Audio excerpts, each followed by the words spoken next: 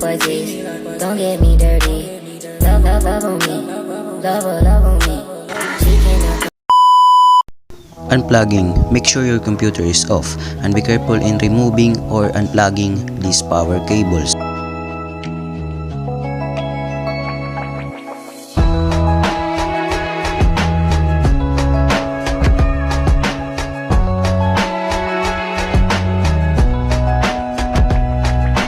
After unplugging or removing power cables, put it in a table. Opening the computer case, use Phillips screwdriver to remove the side cover.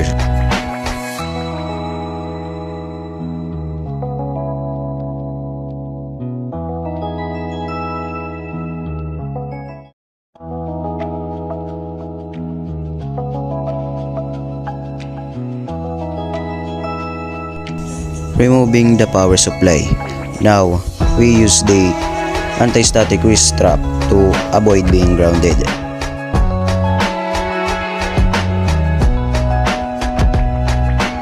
Be careful in removing internal cables.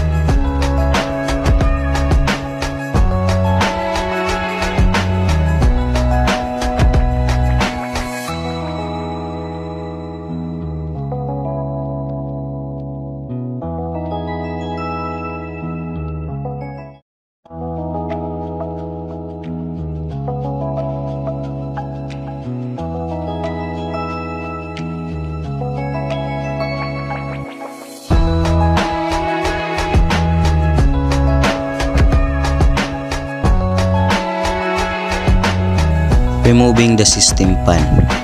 In removing system pan, use the Phillips screwdriver to remove the screws and be careful in removing the cable that attached to the motherboard.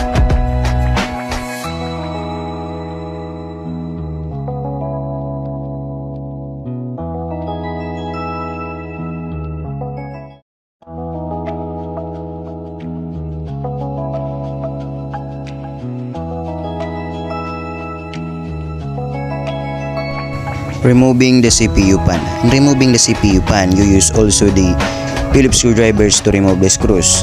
And after removing the screws, you must remove the cable that attached to the motherboard.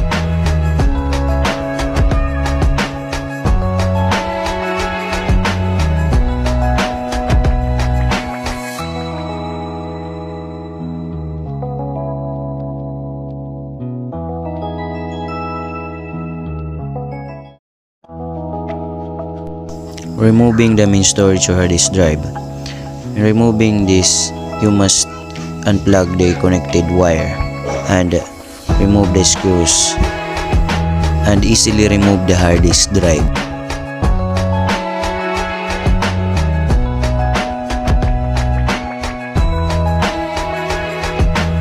Removing the motherboard, system board or main board, and you use a screwdriver to remove the screws.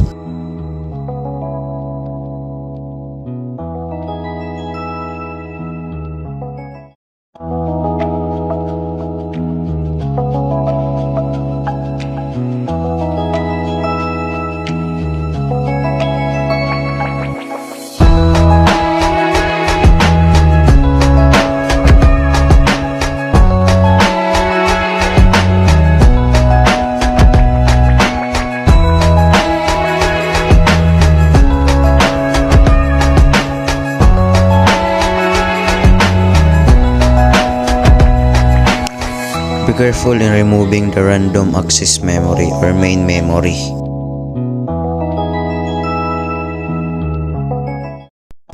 The last one is removing the CPU or central processing unit. Also be careful in removing this CPU because it is very sensitive.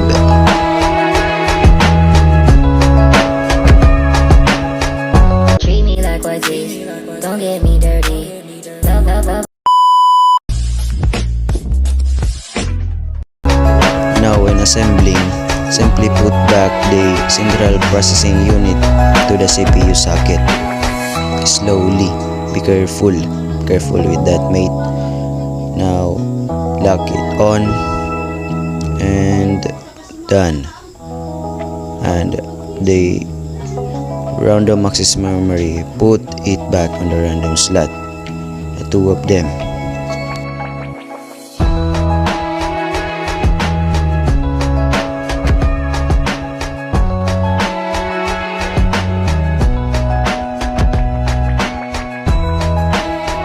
After that, simply put back the motherboard and don't forget to put screws.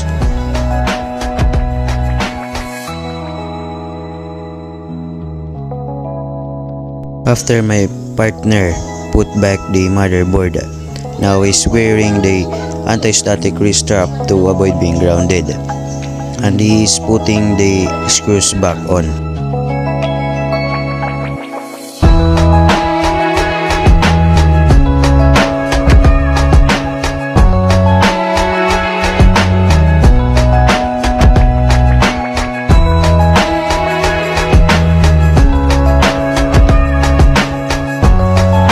Partner put back the CPU fan using the Phillips screwdrivers.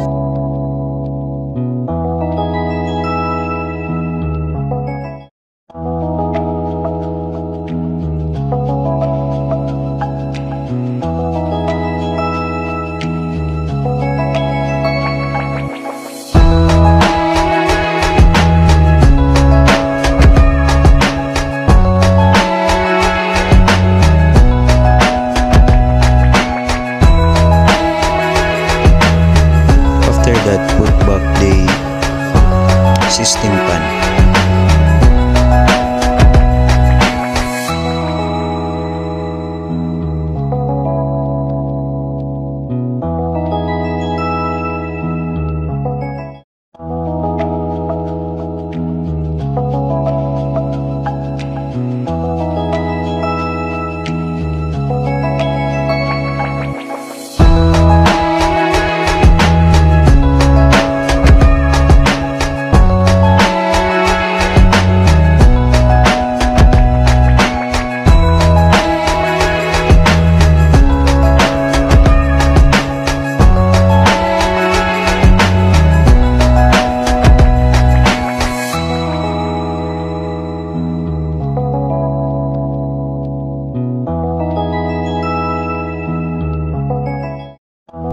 Now the power supply, put it back on and connect the wires.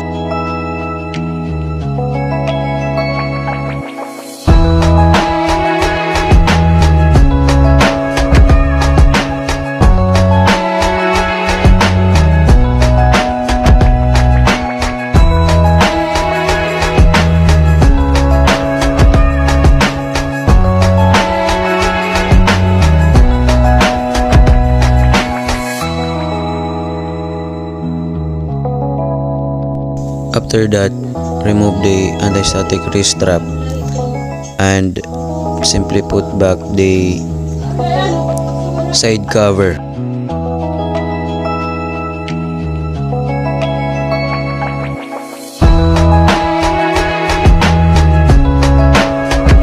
Plug in all the power cables. After you plug in all the power cables, turn on your computer.